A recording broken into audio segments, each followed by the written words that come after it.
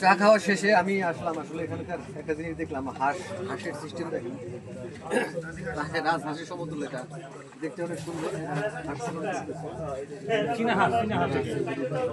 জীবিকা নির্বাহ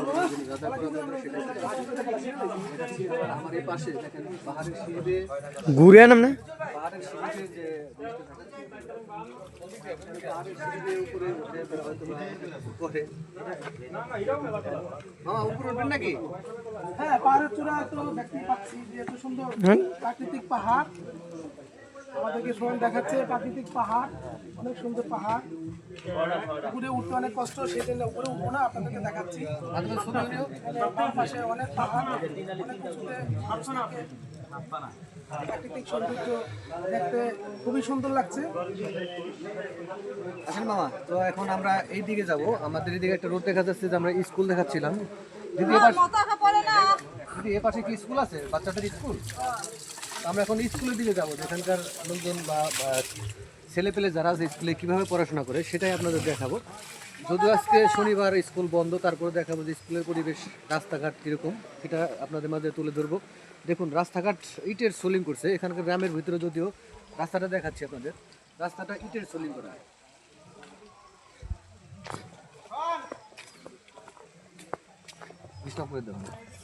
রেডি? তো আমরা বলছিলাম যে স্কুলে যাব, বাচ্চারা এখানে কিভাবে লেখাপড়া করে সেটা দেখাবো। যদি আজকে শনিবার, স্কুল বন্ধ, তবু আপনাদের দেখাচ্ছি যে এখানকার স্কুল।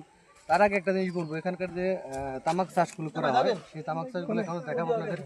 তামাকগুলো দেখাও, সুন্দর আমি দেখাচ্ছি। সিরেন না এমনি দেখান আদা। এখানে যে তামাক গাছগুলো, এগুলো অনেক বড় বড়। এখানকার জীবিকার প্রধান উৎস হচ্ছে, আমি যা দেখলাম, তামাক চাষ করা। তামাক চাষ করা আমাদের একটা আয়ের উৎস। চারিপাশে দেখা যাচ্ছে শুধু তামাক আর তামাক। আমার এই পাশে পাশে সব জায়গায় তামাক দেখা যাচ্ছে। এখানকার জীবিকার মেন উদ্দেশ্য মনে হচ্ছে যে তামাক চাষ।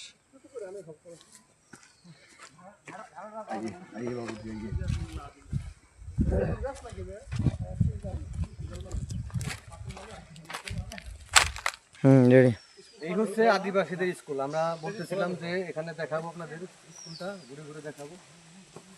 বন্ধ বিষয় আছে আজ শনিবার, কিন্তু আজকে শনিবার, সাপ্তাহিক যে ছুটি, শুক্র শনি, সেই ছুটির ভিতরে পড়েছে আজকে বন্ধ স্কুল, তাই আপনাদের বাচ্চাদের দেখাতে পারলাম না, এখানকার টিচারদের দেখাতে পারলাম না।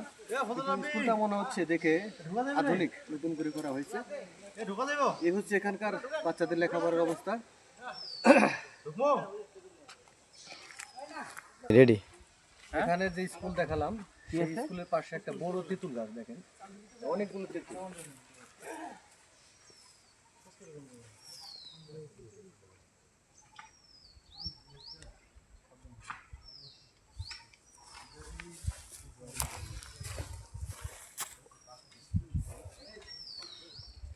আবার এখানে